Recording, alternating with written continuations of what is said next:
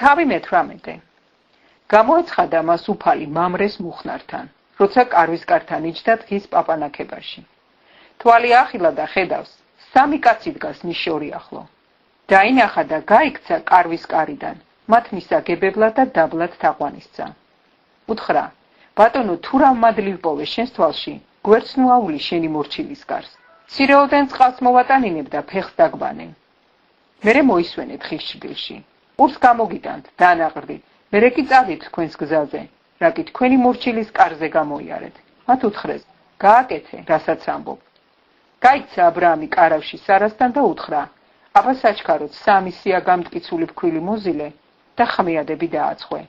მერე საქონლისკენ გაიქცა აბრაამი. გამოიყვანა ჩვილი და საღიხბო და მსახურბიც მისცა. მანაც სასტრაფოდ დაკლა იგი და გაამზადა. გამოიტანა ერბო და რძე.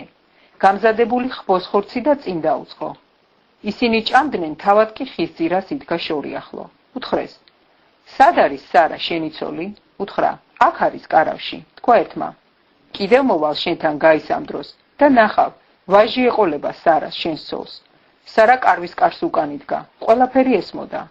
მოხუცებულნი იყვნენ აბრაამი და სარა, ხანში შესულნი. დედათა წესი შეწყვეტილი ჰქონდა სარას. გაეცინა გულში სარას, რა სიამე უნდა განვიცადო, როცა დავბერდი? ჩემი პატრონი მოხუცებულია. უთხრა უფალმა აბრაამს, რა იყო რომ გაეცინა სარას და თქვა, ნუ თუ მართლა ვშობ სიბერეშიო? რა არის უფლისთვის შეუძლებელი? დათქმულ ჟამს გაისამ დროს, ისევ მოვალ შენთან და ნახავ, ვაჟი ეყოლება სარას. გადათქვა სარამ, არ გამიცინიაო, რადგან შეეშინდა. უთხრა, არა, გაიცინე. ადგნენ იქედან ეს კაცები და სოდომისკენ გაემართნენ. აბრაამი გაჰყვა გასაცილებლად. თქვა უფალმა, როგორ დავუმალო აბრაამს ჩემს მორჩილს, რის გაკეთებასაც ვაპირებ? აბრაამი ხომ დიდ და ძლიერ ხალხად იქცევა. ყველა ხალხი დედამიწის ზურგზე, კურთხეული იქნება მისით. რადგან ვიცი რომ უანდერძებს იგი თავის შვილებსა და თავის სახლს თავის შემდეგ, იარონ უფლის გზაზე, მოიქცნენ სიმართლით და სამართალისაჯონ, რათა აუხდინოს უფალმა აბრაამს ყველაფერი, რაც ნათქვამი აქვს მასზე. თქვა უფალმა, გახშირდა სამდურავი სოდომსა და გომორზე, მეტისმეტად დაუმძიმდათ ცოდვები. ჩავალ და ვნახავ. საქმით დაიმსახურეს თუ არა სამდურავი, ჩემამდე რომ მოაღწია. გაბრუნდნენ კაცები იქიდან და წავიდნენ სოდომს. აბრაამი კი კვლავ იდგა უფლის წინაშე. მიეახლა აბრაამი და უთხრა, თუ მართალკაც ბოროტეულთან ერთად დაღუპავ? იქნებ აღმოჩნდეს 50 მართალი მაგ ქალაქში. თუ დაღუპავ და არ შეიწყალებ მაგ ადგილს 50 მართალის გულისათვის, მან რომ არიან? არეგები შენგან ეს საქმე რომ მოაკვდინო მართალი ბოროტეულთან ერთად და არ იყოს გარჩევა მართალსა და ბოროტეულს შორის. არეგების, არ იქნება რომ მთელი ქვეყნიერების მსაჯულმა სამართლიანად არ განსაჯოს.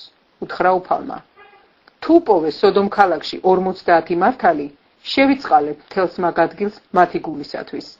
მიიგო აბრაამა და უთხრა, აჰა გავბედე უფალთან ლაპარაკი, მე მტვერმა და ნაცარმა. 50-ს რომ 5 დააგლდეს, თუ დაღუპავ ამის გამო მთელს ქალაქს? უთხრა, არ დაუღუპავ, თუ პოვე იქ 45. განაგრძო ლაპარაკი აბრაამა და უთხრა, 40 რომ აღმოჩნდეს? უთხრა, არ ჩავიდენ ამას იმ 40-ის გულისათვის. თუ აბრაამა, ნუ გამიწყრება უფალი და ვიტყვი, 30 რომ აღმოჩნდეს? უთხრა, არ გავაკეთებ ამას, თუ პოვე 30. თქვა აბრაამა, აჰა გავბედე უფალთან ლაპარაკი, 20 რომ აღმოჩნდეს? უთხრა, არ დავღუპავ იმ 20-ის გულისათვის. უთხრა აბრაამა, ნუ გამიწყრება უფალი და ამ ერთხელაც ვიტყვი, 10 რომ აღმოჩნდეს? უთხრა, არ დავღუპავ იმათის გულისათვის. წავიდა უფალი როგორც კი შეწყვიტა ლაპარაკი აბრაამთან. აბრაამიც დაბრუნდა თავის ადგილას.